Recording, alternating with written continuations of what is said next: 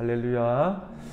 오늘 수요일 새벽은 시편 45편 말씀을 통하여서 신앙의 정석이라는 말씀으로 우리가 은혜를 받고자 합니다. 시편은 이 설명을 드리기도 드려야 되는데 시편 그 자체를 읽고 음미를 해야 합니다. 다른 설교는 설교를 장황하게 하는 것도 있는데 어떤 시편은 시편을 음미를 해야 되는, 마치 아주 향기로운 커피를 빨리 마시지 않고 입에 머금고 또 머금기 전에 향기를 먼저 마시고 입에 머금고 한참 있다가 또 마시고 천천히 마셔서 음미를 하듯이, 왜냐면 녹아 있거든요. 굉장히 많이 농축되어 있는 것을 금방 마시면 의미가 없지 않습니까? 물을 마시듯이. 그래서 천천히 마시고 또 그 이 깊은 농축되어 있는 그 의미를 깨달아 아는 것. 그 시편은 어떻게 잘 전해질 수 있을까? 좀 설명이 좀 필요합니다. 오늘 시편 45편은 제목이 이제 수학의 정석이 아닌 신앙의 정석, 신앙의 정석. 이것이 신앙의 정석이다. 우리가 신앙생활을 이렇게 하는 것, 교회에 나와야 되는 거죠. 나와야 돼요. 집에만 있으면 영혼이 망가져요. 이 말씀을 듣는 성도 여러분도 집에만 있으면 스마트폰, TV, 또 짓눌리는 여러 가지 스트레스 그대로 있으면 망가져요. 나와야 돼요. 가끔씩 나와야 돼요.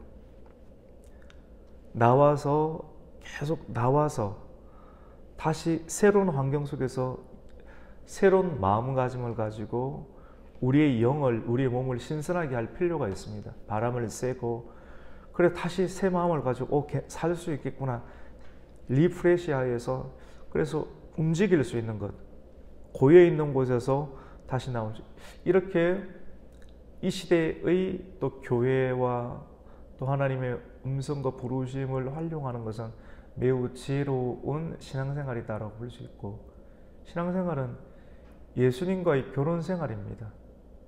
오늘 말씀은 왕의 제왕시거든요. 시편에는 어제 시편 44편 말씀은 비탄시였습니다. 비탄해요. 우리 민족이 끌려가요. 우리 민족이 위기 가운데 있어서 옷을 찢고 마음을 찢는 마음으로, 부르짖고 마음을 찢는 심정으로 쫙 이렇게 외치는, 좀 힘들잖아요. 시편 가운데, 우리 신앙생활 가운데 이런 일들도 있습니다. 오늘 말씀은 같이 해봅시다. 제왕시, 왕을 높이는 거예요. 왕. 오늘 그런 설명이 조금 필요합니다. 그래서 제왕시, 조금 문학 작품처럼 설명을 좀 해야 하는 그런 내용들이기도 해요. 그래서 오늘 제왕시 내용을 보면, 오늘 시편 45편 보면 파란색으로 권사님, 우리 성도님 표제 제목이 있죠, 맞죠? 뭐라고 찍혀 있습니까? 고라 자손의 마스길. 예, 사랑의 노래. 마스길이란 말은 교훈이란 뜻입니다. 교훈. 그 다음에 사랑의 노래. 사랑의 노래 생각하면 아가스가 생각이 나죠. 솔로몬이 지었던 술람미 여인과의 아름다운 사랑의 노래, 아가서. 오늘 시편 45편을 시편의 아가스라는 말이 별명으로 붙여져 있을 만큼 아주 사랑의 노래입니다. 그 다음에 인도자를 따라서 뒤에 뭐라고 나오죠? 소산님의 뭡니까? 맞춘 것. 소산님이라고 하는 것은 백합이라고 하는 뜻인데요. 소산, 백합에 맞춘 것. 그 다음부터는 좀 해석이 어려워요. 백합의 꽃에 맞추었다. 해석이 잘 안 되죠. 그 백합이 뭔지를 잘 모릅니다. 그 사람들은 예측만 해요. 백합이라고 하는 그 악기가 있었겠구나, 또는 백합이라고 하는 찬양집이 있었겠구나, 찬양집 악보집에 맞추어서 이렇게 예배를 드렸던, 찬양시를 드렸던 그런 내용이다. 이렇게 추측을 하는 형태, 그것이 소사님 백합이다라고 이렇게 볼 수가 있고, 이 정도라고 하면 이제 성경을 읽을 때 소사님이 백합이다, 그것이 찬양집의 이름인지 아니면 악기의 이름인지 요 두 정도 알아두시고, 마스길이 뭐라고 했습니까? 교훈이다. 교훈. 성경에 마스길 많이 나오죠. 마스길. 고라조선의 마스길. 고라자손이 깨달았던 교훈이다. 그 다음에 오늘 이 45편은 1절부터 17절까지 되어 있는데 설명이 조금 필요합니다. 제가 설교할 때 이런 설명은 잘 안 하죠. 근데 오늘 안 하고는 좀 힘든 내용입니다. 이 제왕신대 결혼식에 관련되는 왕의 결혼식입니다. 왕을 위한 결혼식, 그리고 왕의 결혼식을 막 축사하는 그런 내용인데 1절 내용 가운데 이렇게 보면 결혼식 그 자체에 관해서 설명을 조금 하고 있습니다. 결혼식을 노래하고 소개하는 내용인데 우리 1절 말씀 한번 읽어보겠습니다. 시작. 내 마음이 좋은 말로 왕을 위하여 지은 것을 말하리니 내 혀는 글솜씨가 뛰어난 서기관의 붓것과 같도다. 조금 시적이죠, 맞죠? 뭐 다른 말로 내가 왕을 위하여 아름다운 시 한 편을, 시 한 수를 읊조리려고 하니까 내 마음이 상당히 떨립니다. 그 시 한 수를 읊조리는 내용이 혀끝으로 올려야 되는데 혀끝의 내용이 마치 서기관이 글을 잘 쓰지 않습니까?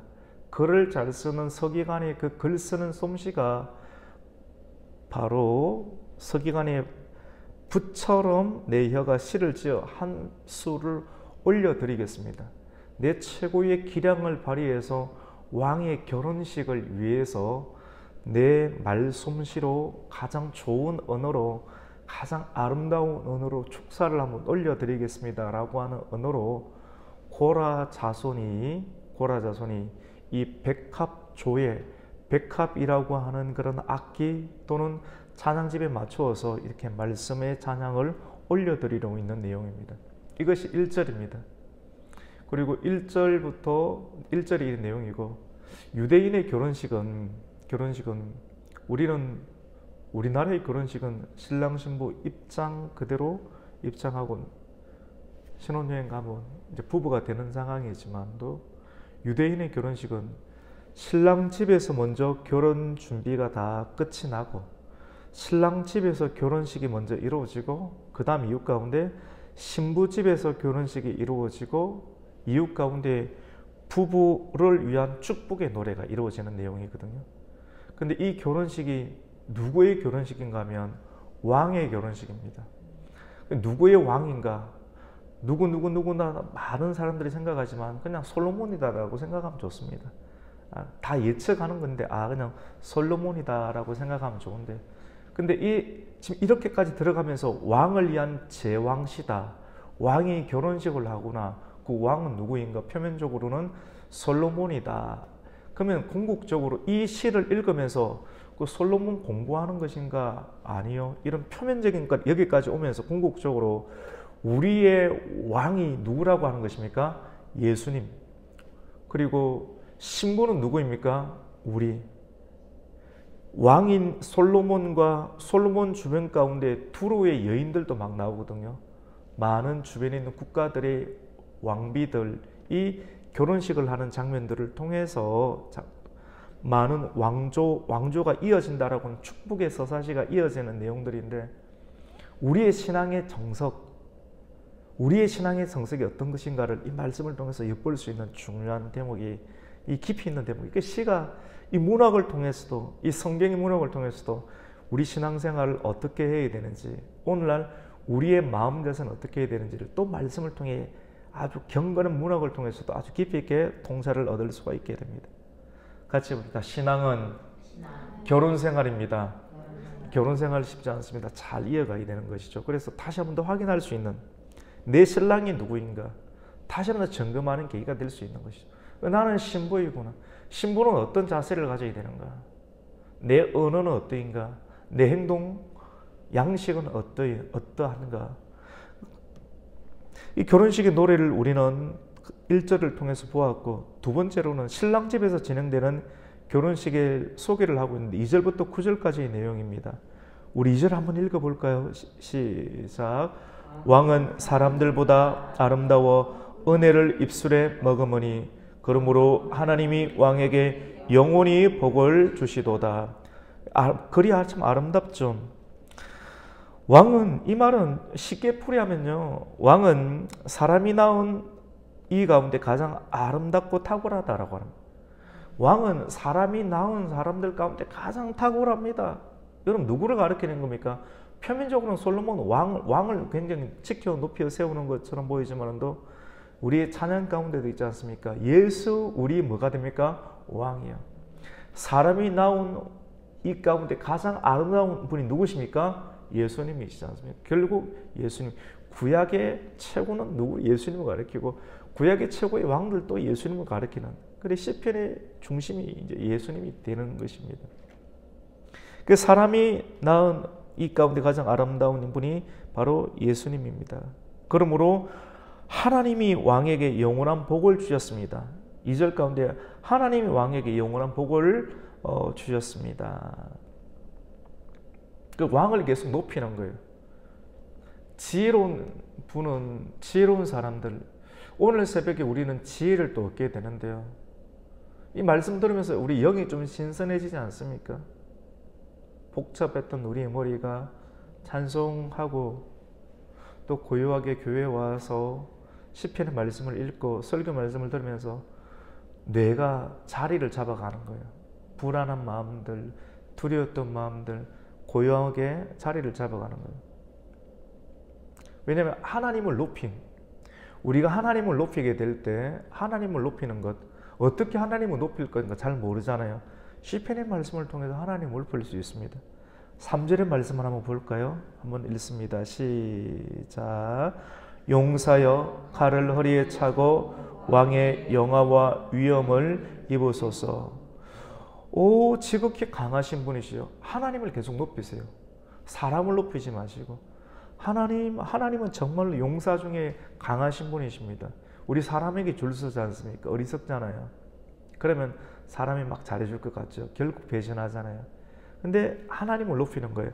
하나님을 두고 용사여 칼을 허리에 차고 왕의 영화와 위엄을 입으소서.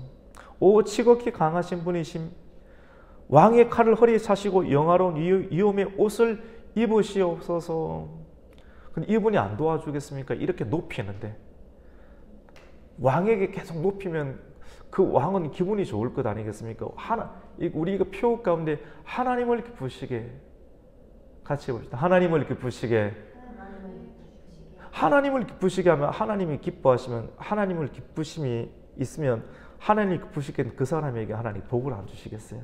그 사람에게 기쁨을 주고 필요한 물질과 지혜를 안 주시겠어요? 지혜가 뭔지 아세요? 하나님을 기쁘게 하는 거예요. 시편에 보면 하나님을 기쁘게 하는 단어들이 있는 거예요.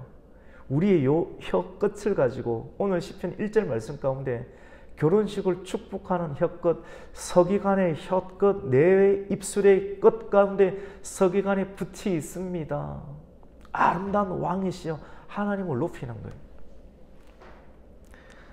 우리가 예수 그리스도가 온유하시잖아요. 온유한 성품, 겸손하신, 공의로우신 분. 그런 내용이 오늘 4절 가운데 있습니다. 우리 4절을 한번 읽습니다. 시작. 왕은 진리와 온유와 공의를 위하여 왕의 위엄을 세우시고 병거에 오르소서. 왕의 오른손이 왕에게 놀라운 일을 가르치리이다. 여러분 얼마나 놀랍습니까? 왕 옆에서, 야, 이게 신랑 집에서 먼저 결혼식이 이루어지잖아요. 이 구도를 먼저 말씀 안 드리면 우리 그냥 읽을 것 아니겠어요? 영적인 디렉토리 속에서 집어넣는 거예요. 누군가 인도자가 필요합니다.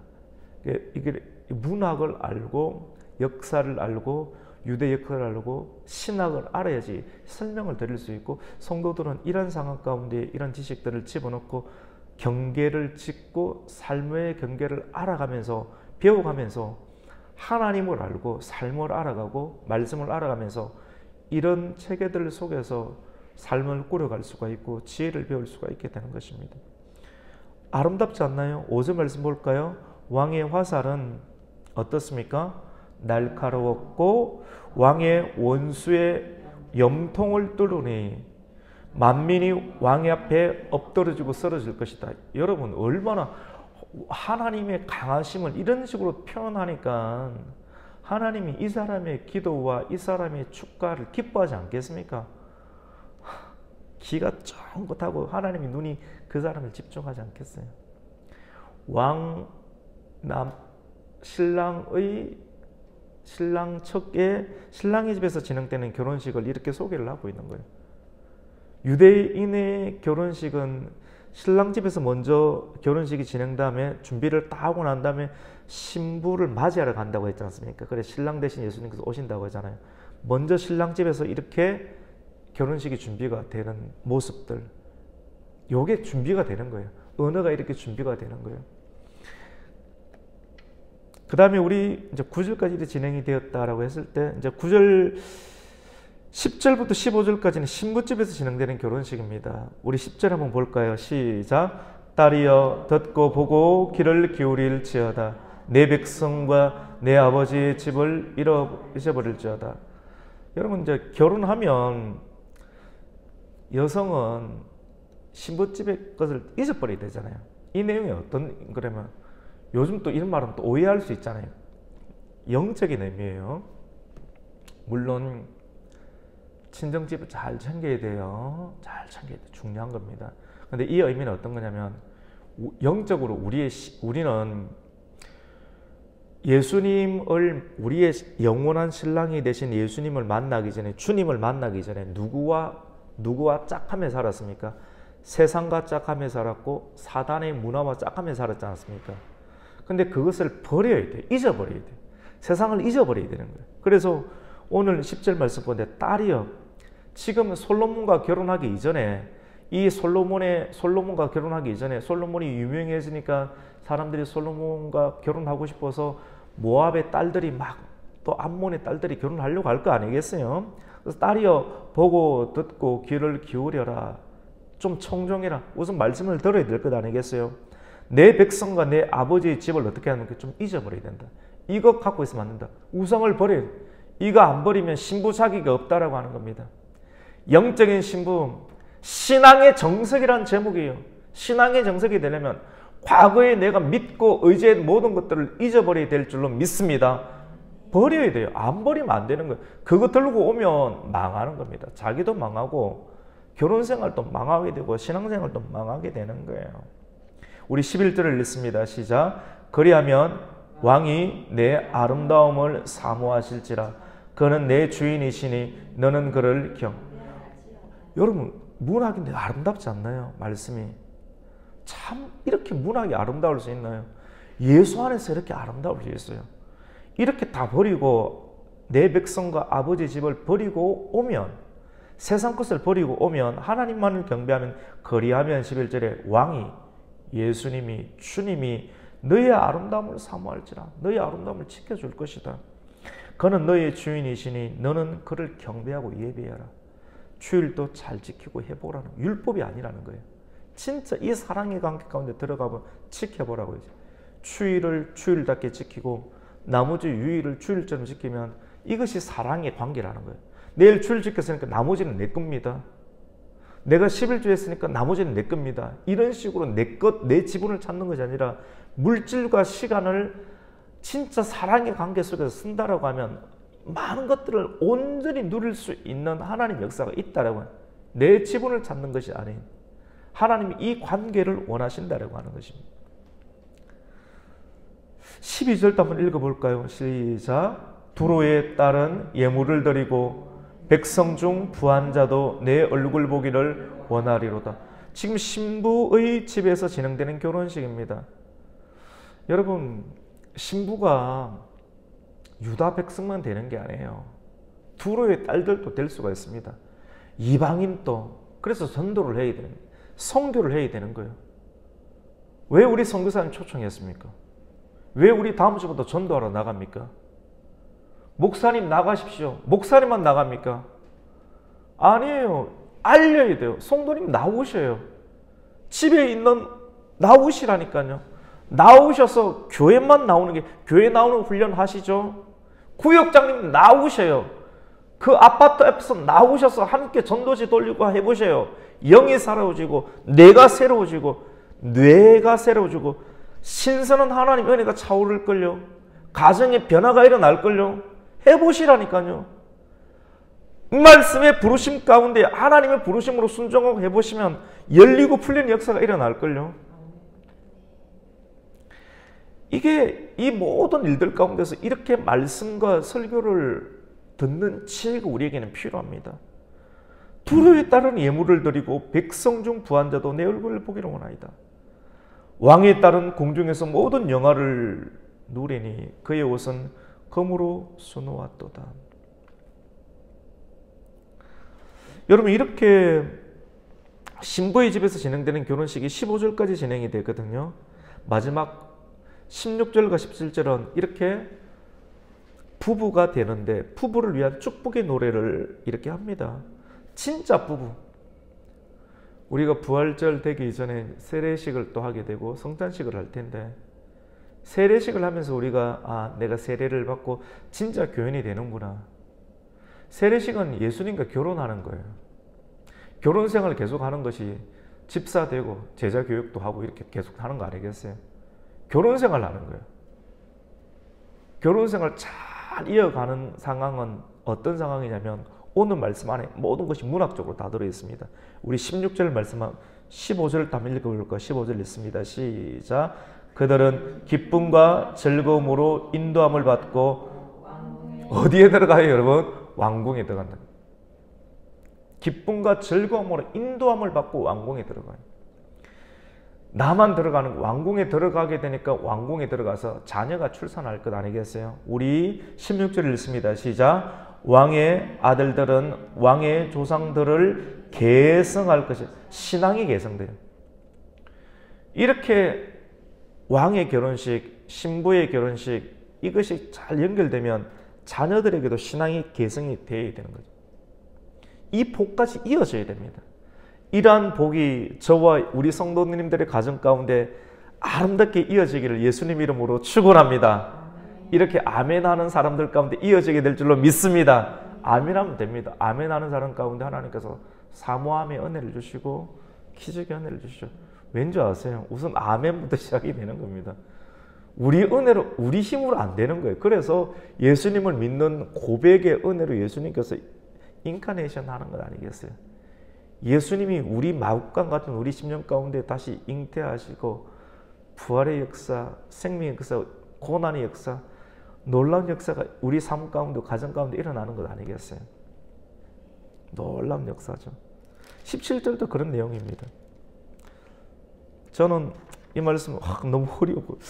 주님, 이 설교 어떻게 하죠? 계속 묵상하면서 너무 아름다운 거예요. 그래서 찬찬하게 설명을 해야 되겠다. 제왕시, 왕은 바로 예수 그리스도. 표면적으로는 솔로몬. 근데 그 솔로몬이 궁극적으로 누굴 드러내는 거라고요? 예수 그리스도. 그 신부는 뭐 주변에 있는 열국의 여성들일 수 있겠죠. 근데 열국은 원래는 주를 안 믿었어요. 그 땅을 토테미즘도 믿었고 다양한 걸 믿었겠죠. 하지만 솔로몬을 만나는 순간 다 버리고 와야 되겠죠. 예수를 믿고 결혼하는 순간 다 버리고 아버지와 땅을 다 버리고 다시 오면 어떻게 됩니까? 하나님께서 놀라운 은혜를 주신다는 그런 내용으로 이 말씀이 우리에게 옵니다. 그리고 결혼 생활에 충실하면 하나님께서 어떤 은혜를 주는, 자기 자신의 기쁨이 아닌, 오늘날은 결혼하는 상대만 기쁘기 위해서 자녀를 출산 안 하는 이상한 풍조들이 일어나는 시대인데 그 기쁨이 없습니다. 진정한 기쁨은 사랑하고 자녀를 놓고 말씀대로 창조 질서대로 그건 기쁨이 계속 이어져 가거든요. 기쁨이, 새로운 기쁨이 있습니다. 오늘 성경 그것을 두고 자녀들에게 은혜의 왕조가 나타나고 개성되고 하나님의 통치로 보호받는 축복의 역사가 일어날 수 있다는 것을 우리에게 말씀을 해주고 있습니다.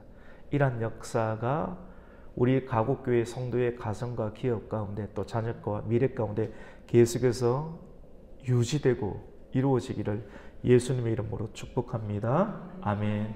하나님 아버지 감사를 드립니다. 오늘 이 새벽 가운데 시편 45편 제왕시에 관한 말씀을 또 우리에게 말씀해 주시고, 이 말씀을 찬찬히 상고함을 통해서 신앙의 정수, 신앙의 정석에 관한 말씀을 듣게 되었습니다. 결혼 생활입니다.